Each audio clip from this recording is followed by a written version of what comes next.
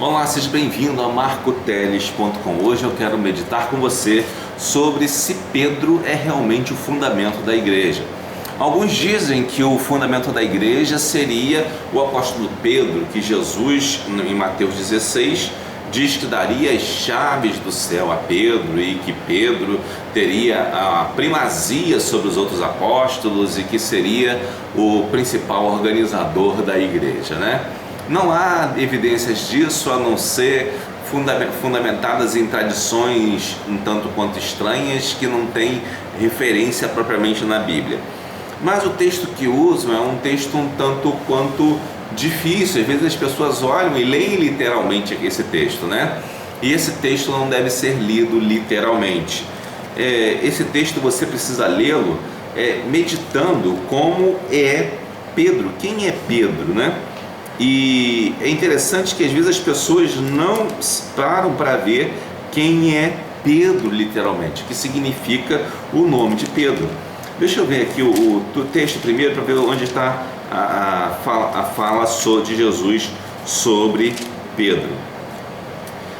Logo no início de um evangelho, né, na vocação dos discípulos, a cura da sogra de Pedro, exatamente, Evangelho de Marcos.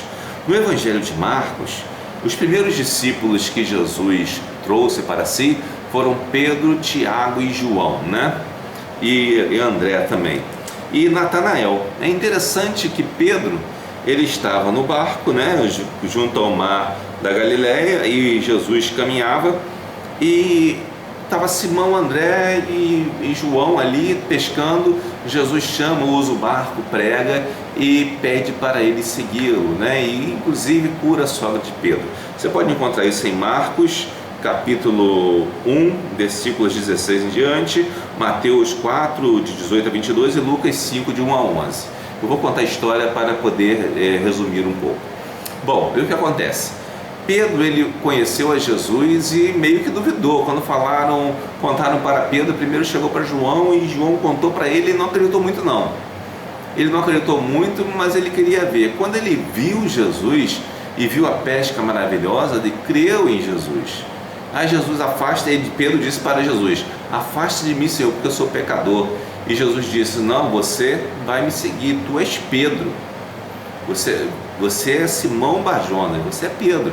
Disse que ele fez essa ligação. Te chamam de Cefas, né? Te chamam de Simão agora, mas eu vou te chamar de Pedro. Ou seja, Simão, ele está fazendo um jogo de palavras ali que era muito comum naquela época. Simão significa aquele que ouve, né? E Pedro significa pedra, né? Literalmente pedra, mas não qualquer pedra, uma pedra que era usada para arremesso, uma pedra que qualquer um joga, uma pedra uma coisa meio abrupta, uma coisa que ocorre de repente, ela é pegada e arremessada. É algo que pode ser movido facilmente pelo calor da emoção, digamos assim. E Jesus encontra isso em Pedro, uma pessoa que é movida pelo calor da emoção. E quando você volta para o nosso texto lá em Mateus, né? Em Mateus, Mateus 16, que já fechei aqui quando fui procurar, Mateus 16 você encontra ali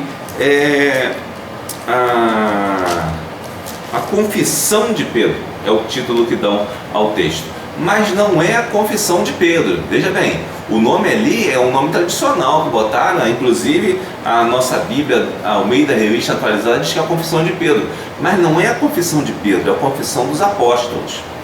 Observe o que diz o texto sagrado, diz o seguinte: indo Jesus para os lados de Cesareia de Filipe, perguntou a seus discípulos: quem diz o povo ser o Filho do Homem? E eles responderam: uns dizem João Batista, outros Elias, outros Jeremias ou algum dos profetas. Até aí está falando que as pessoas diziam quem era Jesus. As pessoas diziam que ele era Elias, eles estavam pensando que ele seria realmente o Messias, né? Mas vós, continuou ele, quem dizeis que eu sou? Aí Jesus pergunta aos discípulos, ele não perguntou a Pedro, né? Respondendo Simão, Pedro disse: tu és o Cristo, o Filho do Deus vivo. E em outros textos diz que os outros discípulos concordaram com Pedro. Pedro simplesmente foi o porta-voz, não foi a confissão exclusiva de Pedro, foi a confissão de todos. Então Jesus lhe afirmou: bem-aventurado és Simão Barjonas, porque não foi carne e sangue que te revelaram, mas meu Pai que está nos céus. Também eu te digo que tu és Pedro, e sobre esta pedra edificarei a minha igreja, e as portas do inferno não prevalecerão contra elas. E depois ele continua dizendo: dar-te-ei as chaves do reino dos céus. O que ligares na terra terá sido ligado nos céus, e o que desligares na terra terá sido desligado nos céus. E depois ele advertiu os discípulos sobre aquelas situações em que Pedro negaria Jesus e coisas desse tipo. É interessante a gente pensar que Pedro era uma pessoa que gostava de mostrar firmeza, para você entender esse jogo de palavras com o termo Pedro. Quando Jesus encontra Pedro, Pedro desconfia, e quando ele vê o milagre ele já muda. É uma pessoa que é muito emocional, e Jesus diz: você é um Pedro, você é uma pedra de arremesso. Na verdade, Pedro significa um pedregulho que você pega e joga, não é uma pedreira, não é uma rocha, não é uma coisa sólida, é uma coisa que está solta. Você é um pedregulho, isso que ele está dizendo para ele. E se você pega Pedro com essa concepção de pedregulho, a representação que ele tem dentro do contexto da igreja, das igrejas, melhor dizendo, não da igreja, tá? Das igrejas, é que Pedro, ele é uma representação de todos os crentes. Como podemos dizer isso? Ele se apressa muitas vezes em tomar algumas decisões, como dizer em nome dos apóstolos, confessar a Jesus, e se apressa às vezes a afirmar sua própria força, né? E nós somos assim, nós confessamos a Jesus e ao mesmo tempo dizemos que não vamos errar e acabamos errando. Isso é muito comum na vida dos cristãos. Então Pedro é uma figura desses cristãos, de todos os cristãos reunidos, né? E é interessante que sobre Pedros, né, sobre pessoas com essas características de Pedro, que são fracas, que são falhas, que não são perfeitas, Jesus edificaria a sua igreja. E não sobre o indivíduo Pedro, porque a igreja é constituída sobre Jesus Cristo, na rocha eterna que é Jesus, e não sobre o indivíduo Pedro. É interessante que homens fracos, né, que pensavam ser fortes, são os que formam a igreja, mas que confessam a Jesus, esses edificam a igreja. Às vezes você vê pessoas que discutem assim: mas na igreja tem tanta pessoa ruim. É claro, você encontra pessoa boa em algum lugar do mundo? Onde você vai encontrar? Porque são pessoas ali que são fracas e que estão buscando acertar a cada dia. Pedro era uma pessoa assim, ele errava constantemente.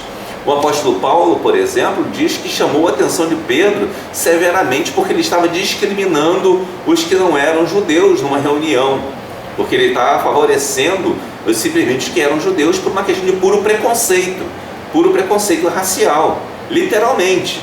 Talvez não tivesse termo na época, eu acho que não tinha, mas era isso que Pedro estava fazendo, preconceito racial contra os não-judeus para se parecer bem aos outros, sendo politicamente correto com os judeus. Então, nós somos homens imperfeitos, assim como Pedro era imperfeito. Podemos ter nossos preconceitos, nossas dificuldades, mas formamos a igreja, fundamentamos a igreja naquilo que nós somos, porque Jesus é bom, Jesus cuida de você, Jesus dá a você toda a possibilidade de cuidar das coisas dele, de verdade, de fazer a igreja. Igreja significa assembleia, reunião de pessoas. Então a reunião de pessoas na igreja é sobre vários Pedros. Eu sou um Pedro, você é outro Pedro, e o Pedro também da sua igreja também é Pedro, né? Então é uma coisa interessante, porque ele não está dizendo aqui que constituiria a igreja em cima de pessoas perfeitas, mas não, de pessoas passionais, fracas, com dificuldades, com preconceitos, com algum problema com o outro, mas que essas pessoas seriam aquelas que seguiriam a Jesus. Enquanto você procura pessoas perfeitas, você não encontra. Sabe onde você vai encontrar pessoas perfeitas, que você não vê erro nenhum? Vou te dizer, pessoas perfeitas só em Hollywood. E você sabe que aquilo tudo é mentira, é efeito especial. Então, se você quer encontrar pessoas perfeitas, viva no seu mundo de Hollywood. Mas se você quer encontrar uma igreja de Cristo com pessoas imperfeitas, mas que se curvam à vontade de Deus e que querem viver a vontade de Deus, procure uma igreja evangélica. Isso é o que eu te aconselho. E lembre-se, Pedro aqui é um símbolo, ele está simbolizando o que o cristão é. O cristão é uma pessoa imperfeita que é transformado por Cristo para viver uma nova vida, certo? E é interessante que você entenda Pedro, esse nome Pedro, e a atuação dele desde o começo, quando Jesus o encontrou e quando o nomeou como Pedro. Ele nomeou como Pedro, como pedra de arremesso, porque ele é uma pessoa imprudente, digamos assim, talvez não, mas uma pessoa, vamos dizer, impetuosa, né? As coisas aconteciam, Pedro tomava logo atitude, né? E é isso que nós somos às vezes. Nós somos às vezes impetuosos, não temos a paciência para esperar em Cristo. E essa impaciência nossa, essa forma de agir rapidamente, é natural de todo crente em muitos sentidos. Em alguns sentidos, um crente não é tão impetuoso, em outros será. Mas se nós vivemos segundo a vontade de Deus, nós encontramos realmente a vontade do Senhor em nossas vidas e podemos fazer o que deve ser feito segundo a vontade de Deus e formar uma igreja verdadeira, uma igreja formada em vários Pedros, em pessoas que são figuras de Pedro e não num Pedro literal, num Pedro indivíduo, no Pedro apóstolo. A igreja que se baseia no Pedro apóstolo, ela está se baseando numa coisa errada, que ela tem que se basear na figura da assembleia. Ou seja, como você vai edificar uma assembleia em cima de um sujeito só? Não é? Se uma assembleia é uma reunião de pessoas. Então, sobre as pessoas que confessam o nome de Jesus, por isso que está essa confissão de Pedro, que era na verdade a confissão dos apóstolos, sobre as pessoas que confessam o nome de Jesus, mesmo que imperfeitas, Jesus estabeleceu a sua igreja, o fundamento da igreja ali onde ele começa toda a igreja, e não sobre pessoas perfeitas, inabaláveis ou coisa parecida. Jesus nos deu essa possibilidade de sermos nós a igreja de Cristo, mesmo que não sejamos perfeitos.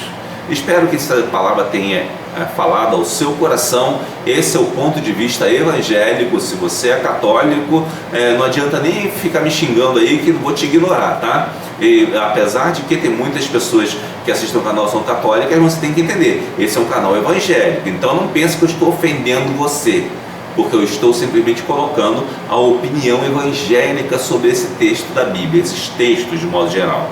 Tá? Então, se você é católico e não gostou, deixa passar, deixa para lá. Depois você vai vendo, vai filtrando, vai vendo o que é bom para você e o que não é, tá bom? Mas eu estou botando propriamente o ponto de vista evangélico. E o ponto de vista evangélico é esse. Vale até a pena você comparar a explicação do ponto de vista evangélico com o ponto de vista católico. Aconselho que acompanhe e compare as duas.